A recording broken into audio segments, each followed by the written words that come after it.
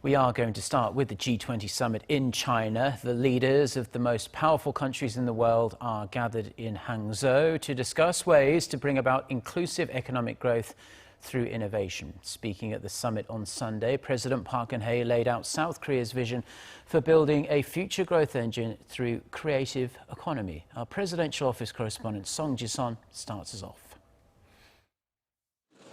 At this year's G20 summit aimed at building a more innovative, invigorated, interconnected, and inclusive world economy, President Park Geun-hye proposed Korea's creative economy drive as a new model for growth to counter the so-called new normal of low growth now prevailing around the globe.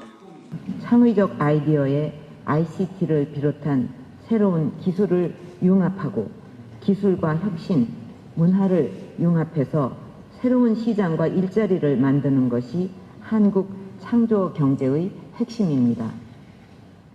창조 경제는 아이디어만 있으면 누구나 성공할 수 있는 기회가 있기 때문에 G20이 추구하는 포용적 성장과도 궤를 같이 합니다.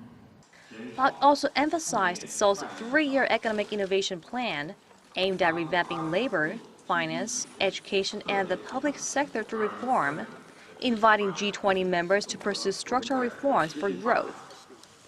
구조개혁에서의 어려움을 극복할 수 있는 모범 관행을 만들고 실패 사례도 공유해서 타산지석으로 삼을 것을 제안합니다. 나비는 누에고치 속의 번데기 시절을 겪고 그 껍질을 뚫고 나오는 과정을 통해 날개가 힘을 얻어서 화려하게 날아오를 수 있습니다. 만약 나비가 나오기 쉽게 껍질을 뚫어주면 며칠 살지 못한다고 합니다. At Monday's session, Park will call for action from G20 members to promote free trade against rising protectionism, a message she's expected to stick with through this three-nation multilateral diplomacy trip. President Park Geun-hye is also set for bilateral talks with Chinese President Xi Jinping on Monday, where the two sides are likely to discuss regional economic and security issues, including North Korea's nuclear threats and the deployment of THAAD missile defense system in South Korea.